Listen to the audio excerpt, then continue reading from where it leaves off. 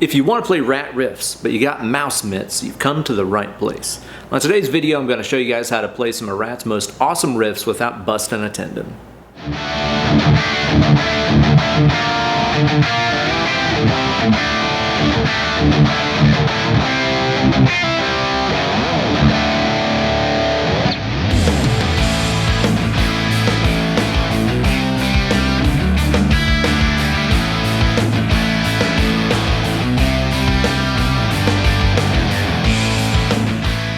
Hey there kids, it's your good buddy, Uncle Ben.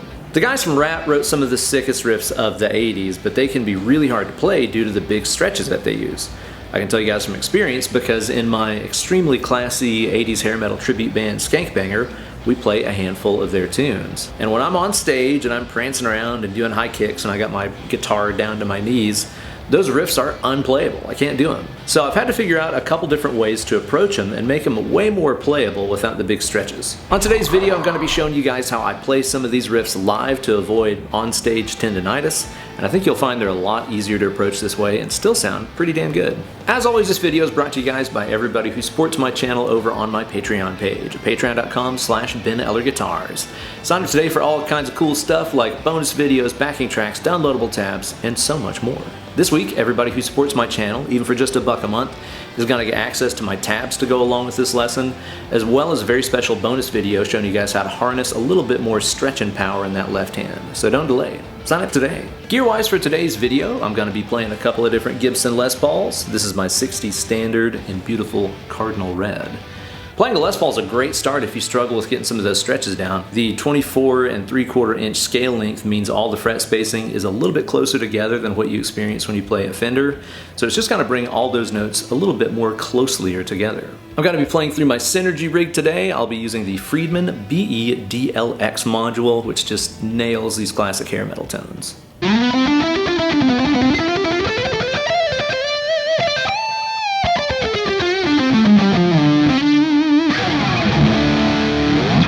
Let's get riffing.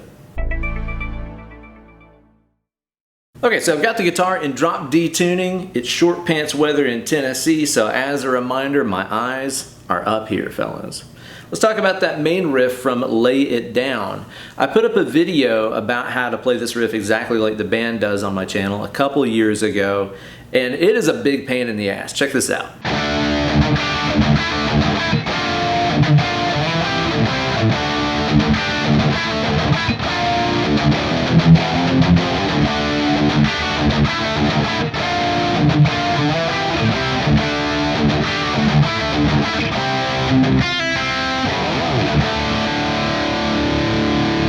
It's one of the sickest riffs ever, but it takes such a toll on the left hand. I cannot do those 5 to 10 stretches whenever I play this live. I just can't do it.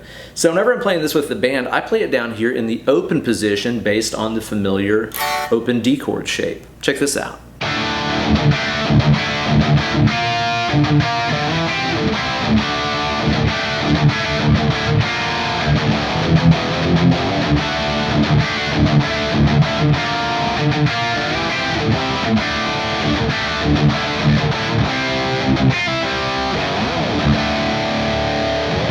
It sounds great, only the most discerning guitar players that are in the crowd will notice, and it's so much easier on the left hand.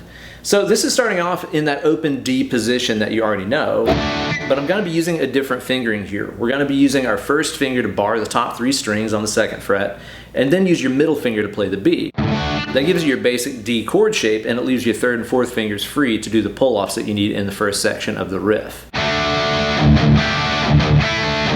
After you do that section, what you're going to do is to come up here to this B flat power chord, and then you're chugging on the middle D. Ah yes, chugging on the middle D. I think that's your stepmom's autobiography title if I'm not mistaken. So after you come up there, you're going to do this move. Check this out. So you'll notice what I did there is I used my 3rd finger to play the A string, and I slid up a whole step, and I took everything I'm already holding down with me. So now I have the C power chord up top. And then you're going to play a C bar chord, and then back to your starting position of D. So far you should have this.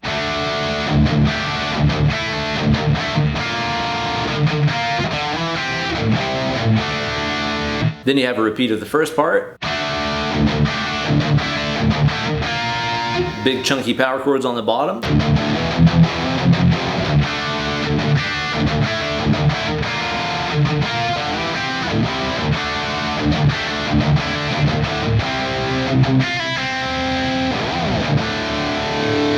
And it ends there on that C chord again.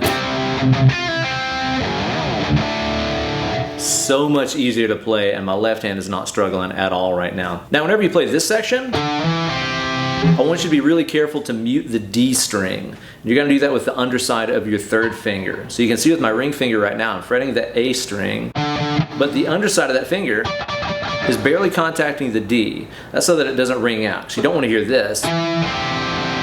That's not the sound that you're going for. And then also too, with the tip of your first finger, you can slightly mute the D string out as well, just to make sure that it stays quiet for a squeaky clean sound.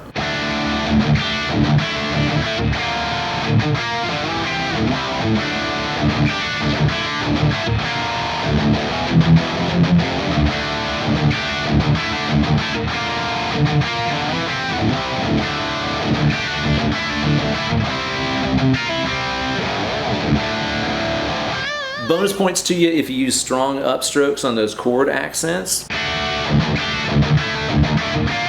Makes it sound a little bit more like the original with that aggressive upstroke. Aggressive upstroke. That was your stepmom's nickname in high school, wasn't it?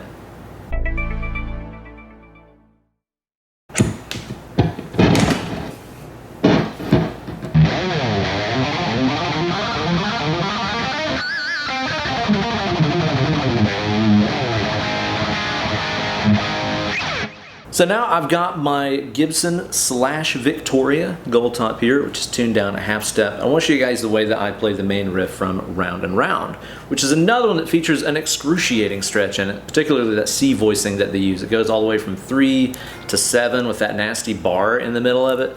God, it's so hard. And again, with the guitar down low and my wrist bent, there's no way I can play that. So I'm going to show you guys the way that I do it without any big stretches involved. Here's approximately how the original is played.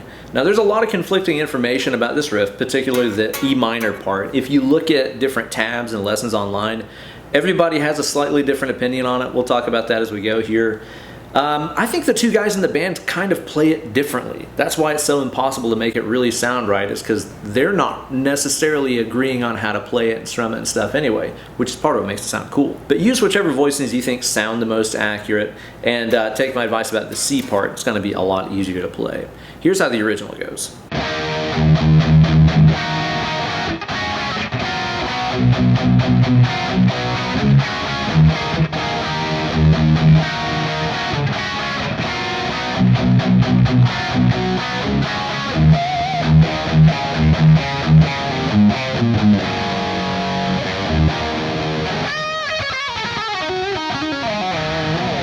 And here's the low impact way that I play it live as to preserve my dainty mitts.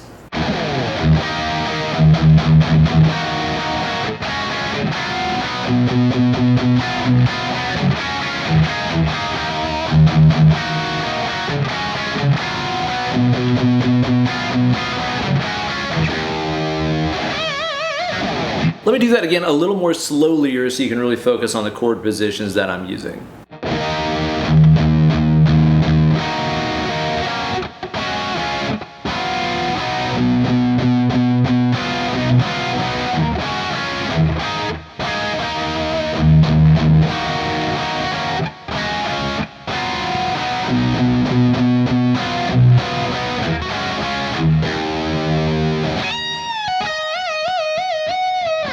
Very Van Halen inspired riff. I love that one. It's got all those sus chords and stuff in it.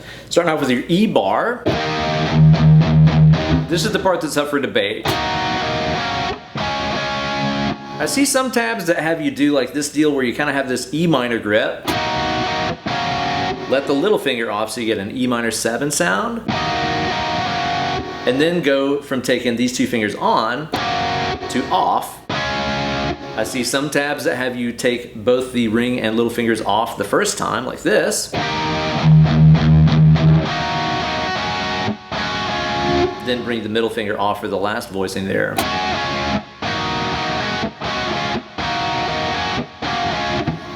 And they all kind of sound right is the thing, you know? So pick whichever one you think is more accurate. I'm not exactly sure about it. And then after that, what you're gonna do is this move. So what I've got going on right here is a bar on the D, G, and B on the 5th fret, and then I'm using my 3rd finger to play the 7 on the B. Under the C note, that gives us that C Lydian kind of voicing, Beato. You'll notice that I'm taking the ring finger off, and then I'm using my little finger down here on the low E string fret 8 to play the C bass note. That would usually be all the way down here at the 3rd fret. That stretch right there that's on the original, it kills me. Some of you guys have noticed I rarely do power chords and bars with my 1st and 3rd finger. I usually do them with my 1st and 4th. I don't know what the deal is. I think it's just a genetic defect or something, but doing bars with my ring finger has always hurt my entire arm. Like I can feel something upwards in my arm that just does not like that position, so I just don't do it. So this move especially kills me. So instead, taking it as a more kind of boxy vertical shape than a, I don't know, more spread out shape like what the original has on it, makes it a lot easier for me. After that, you just have that sort of D sus voicing again. You can do that with a bar, with the bass note here if you want to, but I don't, and it tends to sound just fine. So overall, you're starting off with your E voicing.